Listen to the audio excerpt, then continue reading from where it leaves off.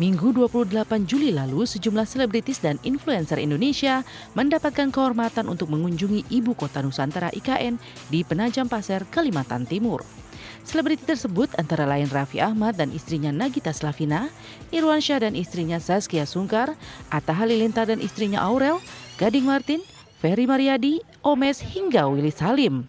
Selain merasa bangga diajak Presiden untuk melihat langsung perkembangan pembangunan ibu kota yang megah tersebut, para selebriti juga tak ingin ketinggalan momen bersama orang nomor 1 di Indonesia. Mereka pun mengunggah keseruan saat berada di IKN.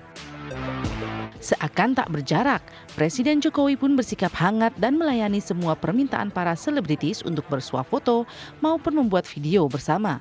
Sultan Andara Raffi Ahmad mengungkapkan rasa bangganya bisa touring naik motor bersama Presiden lewat unggahannya di akun media sosialnya.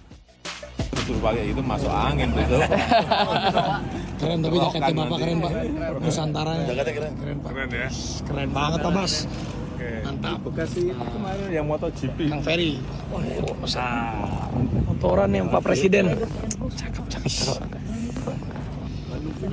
Siap. Siap. Bang Sarip. Ini Bang Sarip. Terima kasih Bang Sarip ya. Bisa motoran sama Bapak nih. Presiden Jokowi bahkan bersedia melakukan video call dengan anak kedua pasangan Raffi Ahmad dan Nagita Slavina. Aja. Tuh sama Bapak tuh. Aja. Rayansa. Tuh, malu dia.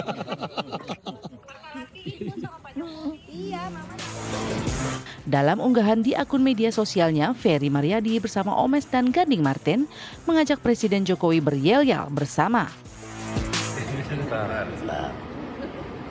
Prediksi. Jaya. Wah, terima kasih Pak. Saking senangnya mendapatkan kesempatan berkunjung dan bercengkrama langsung dengan Presiden Jokowi, Atta Halilintar grogi hingga salah menggandeng tangan istri orang saat berada di bandara.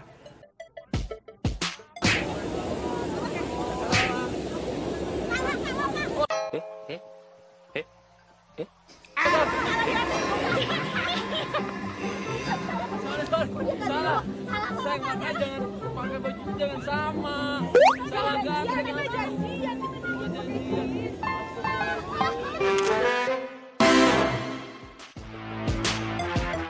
Keseruan-keseruan saat bersama Presiden Jokowi tentu saja menjadi momen indah dan penuh kenangan bagi para selebritis.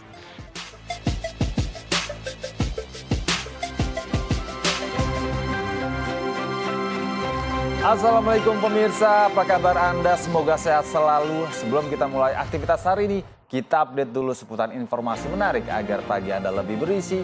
Bersama saya Doni Permana, inilah Cakrawala selengkapnya.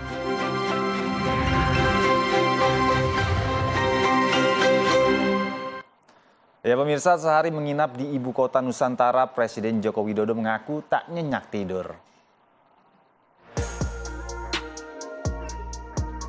Presiden Joko Widodo mengaku tidurnya tak nyenyak saat pertama kali bermalam di kantor Presiden di Ibu Kota Nusantara, Kalimantan Timur. Jokowi pertama kali bermalam di kantor Presiden yang berada di Kompleks Istana IKN pada Minggu 28 Juli 2024 lalu. Saat ditanya pihak media, sambil tersenyum Jokowi mengaku tidak bisa tidur nyenyak karena mungkin belum terbiasa. Yang kedua tadi malam saya tidur di sini. Bagaimana tuh? Nyenyak apa Pak? Gimana? Tidurnya nyenyak. Nyaman Pak? Enggak nyenyak. Saya ngomong apa adanya. Kenapa tuh Pak nyenyak? Alasannya apa? Alasannya Kerja apa ya? Gitu Pak? Iya mungkin pertama kali aja mungkin. Masih belum apa ya, masih belum nyenyak. Tapi untuk persiapan kan sudah harusnya bisa diminum. Sejauh ini Bapak udah coba belum? Apanya? Menurut laporan Air dari keran, Pak. harusnya bisa langsung diminum. Oh belum Belum ya, Pak, ya? belum Belum Pak. ada. Nanti keliru gimana Nana? Takut sakit perut ya Pak. Tapi air listrik aman ya Pak? Nggak ada masalah. Air melimpah, listrik oke. Sementara itu, PLT Kepala Otorita Ibu Kota Nusantara Basuki Hadi Mulyono mengungkapkan jika pendingin udara yang kurang dingin menyebabkan Presiden Jokowi tidur tidak nyenyak. Ia menduga AC di ruangan tempat Jokowi menginap mengalami masalah teknis. Kedatangan Jokowi hingga bermalam di kantor Ibu Kota Nusantara adalah untuk mengecek perkembangan pembangunan terakhir Istana Negara di IKN. Pasalnya, halamannya akan digunakan untuk upacara Hari Kemerdekaan RI pada 17 Agustus 2024 mendatang. Diketahui Presiden Jokowi berkantor untuk pertama kalinya di Ibu Kota Nusantara di Penajam Pasir Utara, Kalimantan Timur pada Senin 29 Juli lalu. Pemerintah terus mengenjot pembangunan berbagai infrastruktur dasar di Ibu Kota Negara IKN Nusantara, Kalimantan Timur. Gagasan pemindahan IKN dari Jakarta memiliki sejarah yang panjang sejak era Presiden Soekarno.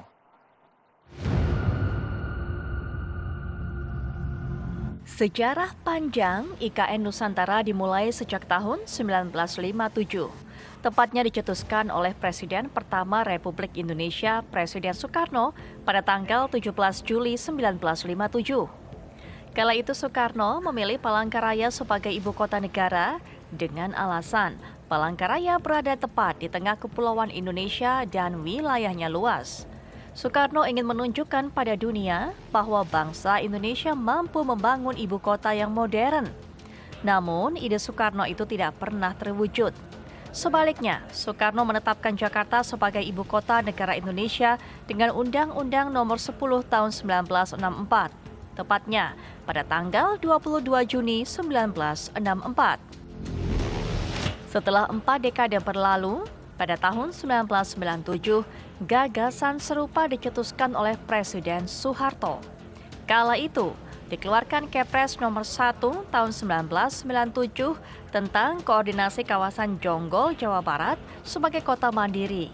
Aturan tersebut pada awalnya dimaksudkan untuk pusat pemerintahan Republik Indonesia.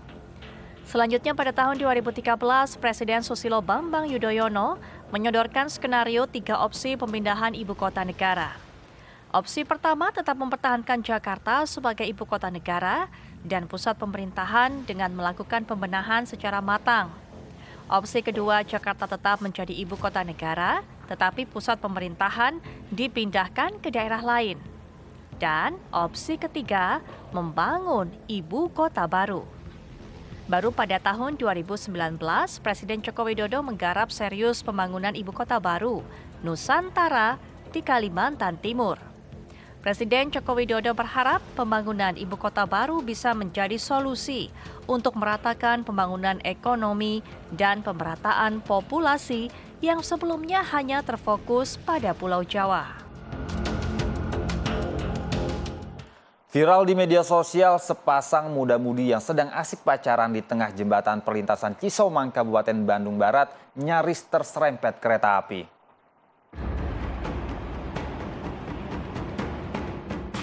Inilah video amatir yang viral dan memperlihatkan sepasang muda-mudi tengah asik berduaan di tengah jembatan perlintasan Cisomang, Kabupaten Bandung Barat. Tak berselang lama, datang sebuah kereta serayu dari arah Bandung menuju Jakarta dengan kecepatan sedang. Melihat ada sepasang muda-mudi duduk di tengah jembatan, kereta tersebut membunyikan klakson dan memperlambat lajunya. Meski demikian, pasangan muda-mudi tersebut tak hiraukan klakson kereta tersebut. Tak berselang lama, akhirnya pasangan muda-mudi itu baru tersadar dan segera menghindari kereta. Atas kejadian tersebut, pihak PT KAI Daerah Operasional 2 Bandung akan menutup akses jalan menuju jembatan Cisomang. Terkait video viral ya, sepasang remaja di jembatan Cisomang, PT KAI Daerah 2 Bandung menyayangkan kejadian tersebut. Untuk kedepannya kami akan tutup untuk kendaraan motor, tapi kami harus melakukan sosialisasi dulu kepada masyarakat terkait penutupan jembatan tersebut untuk akses kendaraan bermotor. Pihak Daop 2 Bandung juga akan gencar melakukan sosialisasi kepada warga agar tidak memasuki area perlintasan kereta api. Pemirsa, sebuah video yang memperlihatkan sepasang kekasih babak belur dihajar massa setelah tertangkap tangan mencuri 2 buah tabung gas LPG 3 kg di Temanggung, Jawa Tengah, viral di media sosial. Inilah video rekaman milik salah seorang warga yang sempat merekam saat dua remaja yang merupakan sepasang kekasih babak belur dihakimi massa lantaran kedapatan mencuri 2 tabung gas LPG 3 kg di Desa Candisari, Kecamatan Candiroto, Temanggung. Pencurian tersebut berawal ketika seorang remaja perempuan mengambil 2 tabung gas LPG 3 kg di warungnya. Namun aksi pelaku kepergok istri pemilik warung yang langsung berteriak. Pelaku pun berusaha kabur bersama kekasihnya yang menunggunya di atas motor. Warga yang juga menggunakan sepeda motor pun langsung mengejar kedua pelaku hingga sempat terjadi aksi kejar-kejaran. Pelaku akhirnya dapat ditangkap tak jauh dari lokasi kejadian setelah motor pelaku menabrak warga. Laki-laki dan perempuan yang ambil tas itu perempuan, terus yang di depan itu kan nunggu pakai motor itu yang laki-laki, terus pergi ke arah timur, ke arah jalan raya, dikejar 4 sepeda motor. Ternyata itu sampai di sana kena itu malah nabrak korban dua orang itu. Sekarang 2 orangnya itu dilarikan ke rumah sakit. Geram dengan aksi kedua pelaku, spontan warga pun langsung menghajar kedua pelaku hingga babak belur. Kemudian baru menyerahkan kedua pelaku ke polisi. Menurut polisi, diduga kedua pelaku sudah sering melakukan aksi pencurian tabung gas itu di berbagai tempat.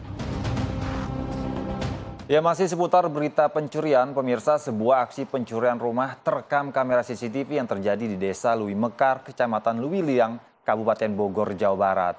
Harta benda seharga puluhan juta rupiah pun raib digondol pencuri.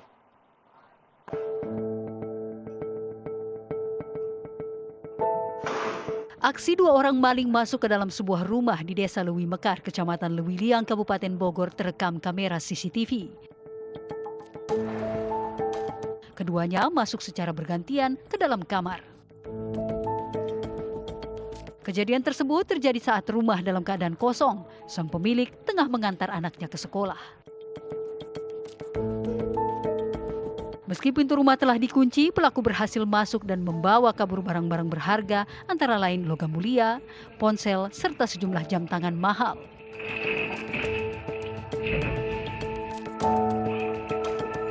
Pemilik mencurigai sepeda motor dan kondisi gerbang pintu yang sudah terbuka. Bahkan korban sempat memergoki maling yang sedang membongkar laci. Karena kaget, korban langsung berteriak maling dan mereka mengancam akan membunuh. Maling lagi tarik-tarik laci. Ibu teriak maling, maling. Ibu dikejar. Diam kau, saya bunuh kau. Hingga saat ini pihak kepolisian masih melakukan penyelidikan untuk menangkap pelaku yang kabur.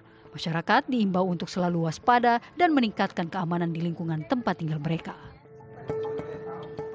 Kita ke berita lainnya, pemirsa. Banjir setinggi 1 meter merendam 5 desa dalam 1 kecamatan di Kabupaten Konawe Utara, Sulawesi Tenggara.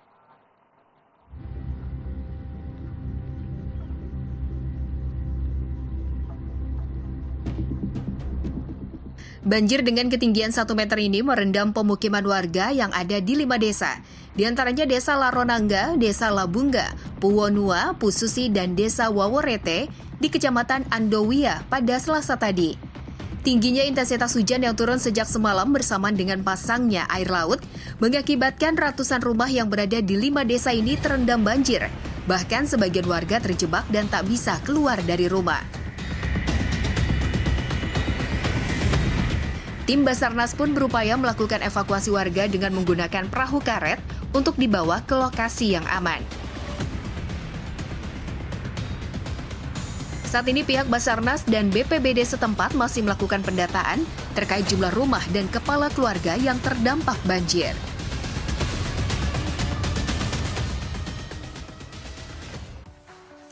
Eksekusi rumah berlangsung ricuh, selengkapnya sesaat lagi tetap di Cakrawala.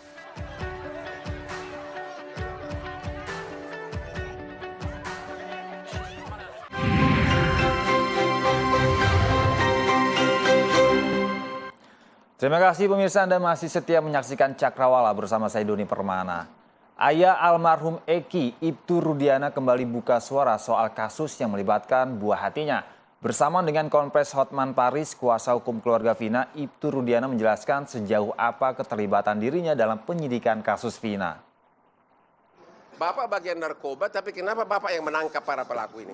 Baik, mohon izin Bang. Ya silakan. Baik, saya adalah orang tua daripada korban, yang mana saya punya kewajiban untuk menjaga hak hidup daripada anak saya. Ya. Dan ketika terjadi hal seperti itu, anak saya meninggal dengan keadaan yang memang perlu mungkin saya ambil langkah-langkah untuk mencari penyebab daripada meninggalnya, karena luka-lukanya yang saya lihat seperti ada hal-hal atau mungkin perbuatan-perbuatan lain, sehingga hati saya terketuk sebagai orang tua untuk mencari penyebabnya. Ya. Dan kebetulan ada orang yang melihat dan tanggal 31 Agustus setelah saya datang ke Jalan Perjuangan, di depan SMP 11, bertemu dengan saudara A dan D, dan kemudian dia menyampaikan kalau melihat kejadian tanggal 27. Ya. Saat itu sebagai orang tua saya punya keinginan untuk lebih mencari tahu. Oke, sebelum Bapak mencari tahu, Dede mengatakan di podcastnya si Dedi, katanya Dede itu berbohong, katanya dia berbohong karena Bapak disuruh. Dia mengaku-ngaku ada kejadian, padahal benar nggak Bapak yang nyuruh? Tidak benar. Bapak akan laporkan ke polisi? Sudah kita laporkan. Sesudah Anda mulai lakukan pemeriksaan, yang bikin BAP siapa? Yang bikin penyidik reskrim, Pak. Saya cuma pelapor ketika sudah menggali komputer belum 15 menit dan mereka melakukan, kita serahkan ke reskrim yang melakukan pemeriksaan. Oke, itu kejadiannya malam-malam. Kenapa di BAP bisa begitu jelas para pelaku mengingat motornya merek apa, siapa bonceng siapa? Itu kan udah malam-malam. Kok bisa? Apakah itu rekayasa nggak BAP-nya itu? Kok bisa? Ada ditulis di BAP ini, si ini bonceng si ini, merek mobilnya ini. Yang ada malah mengatakan, ada malah pelaku mengatakan di BAP, aku duluan yang perawanin. Ada lagi yang mengatakan, maaf, air maninya ketumpah di paha. Kok bisa sampai sedetail itu? Itu direkayasa atau memang begitu pengakuan para korban? Kalau saya sendiri sebagai pelapor tidak ada rekayasa, Bang. Ya. Pada saat kami menggali informasi dari para terpidana, itulah yang saya tuangkan di LP dan berita acara. Kemudian penyidik reskrim melakukan pengembangan terhadap para terpidana tersebut yang dituangkan di berita acara. Maksud saya, apa mereka waktu itu dalam keadaan mabuk pelaku itu? Tidak. Menurut Bapak itu Peggy yang kemarin dia di peradilan atau bukan? Bicara keyakinan, karena yang saya tahu hanya nama-nama yang disebut para terpidana. Disebutkan? Disebutkan terpidana. Kemudian terpidana tersebut dilakukan pengembangan pemeriksaan sama penyidik. Ya. Mungkin penyidik yang lebih jelas, Pak. Oh begitu. Kalau yang dua lagi fiksi itu nggak tahu juga, Pak? Iya, saya tidak. Nggak tahu ya? Kita ke berita lainnya pemirsa, Wakil Presiden terpilih Gibran Rakabuming Raka tanggapi isu pemotongan anggaran makan siang gratis di sela-sela belusukannya di Tangerang. Gibran merespon soal biaya makan siang bergizi gratis sebesar Rp15.000 sudah deal dengan menu daging ayam, buah, dan susu. Wakil Presiden terpilih Gibran Rakabuming Raka belusukan di dua wilayah di kota Tangerang pada Selasa siang. Dalam belusukan ini, Gibran membagi-bagikan susu dan buku tulis pada anak-anak. Putra Presiden Joko Widodo ini memastikan uji coba makan siang gratis bakal berlanjut, termasuk di wilayah kota Tangerang. Gibran juga merespon rumor anggaran biaya makan siang gratis yang diisukan tak sampai Rp10.000 per porsinya. Berbagai skema.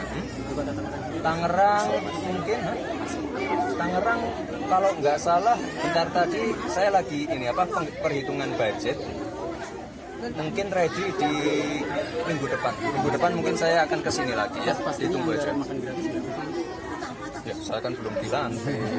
Intinya sekali lagi tidak mungkin 7.500. 7.500 dapat apa? Yang sudah kita uji cobakan di sekitar 15.000. Sudah termasuk susu, ayam, nasi, sayur, buah. Ya. Lebih lanjut, ia menilai biaya Rp15.000 per orang dengan menu ayam, sayur, buah, dan susu sudah ideal dan mencukupi kebutuhan gizi. Pemirsa, sebanyak 29 atlet yang tampil di Olimpiade Paris 2024 mendapat perhatian khusus dari Menteri Pertahanan yang juga Presiden terpilih Prabowo Subianto.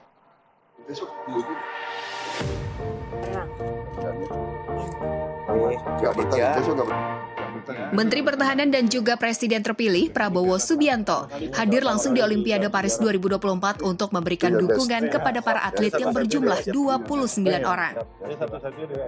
Dengan didampingi CDM Indonesia, Anindya Novian Bakri, Prabowo punya wejangan untuk para atlet untuk dapat memberikan yang terbaik bagi bangsa. Hari ini kebetulan beliau ada suatu titipan, saya sampaikan juga kepada Memo, Dayung, dan juga Rizda Senam. Nah, intinya beliau mengatakan bahwa menjadi 29 atlet yang terbaik, kualifikasi sudah bagus, do the best. Nah, itu yang beliau sampaikan. Singkat tapi padat, ya sudah kita laksanakan amanahnya, dan itu benar sekali bahwa ada di dalam Olimpiade aja sudah luar biasa, apalagi bisa dapat medali seperti kita ekspektasikan. Marilah kita mendoakan mereka, masih berjuang sampai 11 Agustus, ini baru 29 Juli, jadi masih panjang, kita berjuang dan berdoa, tapi paling tidak apresiasinya sangat dihargai oleh para atlet. Terima kasih Pak Prabowo atas apresiasinya, mungkin buat semangat saya ke depannya nanti. Terima kasih Pak Prabowo. Ya pemirsa, kericuan mewarnai eksekusi 52 rumah dinas Pertani di kawasan Duren 3, Pancoran, Jakarta Selatan.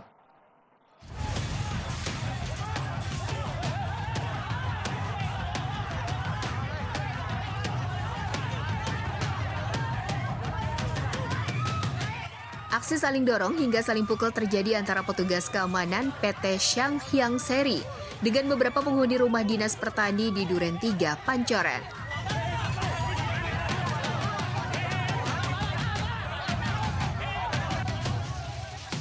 Para penghuni rumah berusaha mempertahankan rumahnya dengan menggembok pintu rumah. Namun, petugas security tetap merangsek masuk dan melakukan pengosongan rumah. Pengosongan paksa rumah dinas Pertani dilakukan karena 52 penghuni rumah telah masuk masa pensiun. Sebelum melakukan pengosongan, pihak Pertani telah melakukan sosialisasi dan memberikan kompensasi kepada warga. Sementara warga yang menolak dieksekusi saat ini masih dalam proses gugatan di pengadilan. Proses eksekusi akhirnya berlangsung aman usai puluhan personel polisi ikut mengamankan di sekitar lokasi.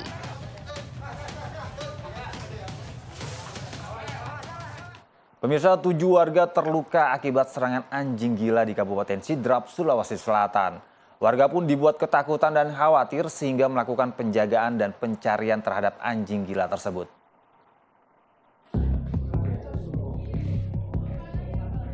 Satu persatu korban gigitan anjing gila dibawa ke ruang instalasi gawat darurat Puskesmas Dongi pasca serangan anjing gila terhadap sejumlah warga di Desa Dongi. Warga melakukan penjagaan dan pencarian hingga subuh untuk menangkap anjing yang akhirnya bisa ditangkap oleh warga dan terpaksa harus dibunuh karena dikhawatirkan akan kembali menyerang warga. Ini kejadiannya pas di depan rumah, waktu sudah digigit pertama kali dan keluar. Pas di depan rumah, dia sudah digigit, memang anjing sudah 3 kali digigit, baru masuk kembali dalam rumah. Selain di Desa Dongi, juga terdapat korban gigitan anjing gila juga ada di Desa Bulu Cerana sehingga total korban gigitan anjing gila ini mencapai 7 orang. Para korban telah diberikan vaksinasi rabies untuk mencegah warga dari dampak gigitan anjing gila tersebut. Ada 7 korban pasien gigitan yang diduga anjing gila yang berada di Desa Bulu Cerana dan di Desa Dongi. 7 pasien tersebut sudah datang mendapatkan perawatan di puskesmas untuk kita bersihkan lukanya. Dan 7 korban sudah kita berikan vaksin anti rabies untuk pencegahan. Hingga saat ini warga Desa Dongi dan Desa Bulu Cerana masih melakukan penjagaan untuk memastikan tidak ada lagi anjing gila atau anjing liar yang berkeliaran di lingkungan mereka. Pemirsa, kantor Kejaksaan Negeri Karimun menikahkan 17 pasangan pengantin yang belum tercatat secara sah di pencatatan sipil. Yang menariknya, para pasangan ini sudah memiliki anak bahkan cucu. Dan berita ini sekaligus menutup perjumpaan kita pagi ini. Saya Doni Permana pamit undur diri, tetap semangat dan wassalamualaikum.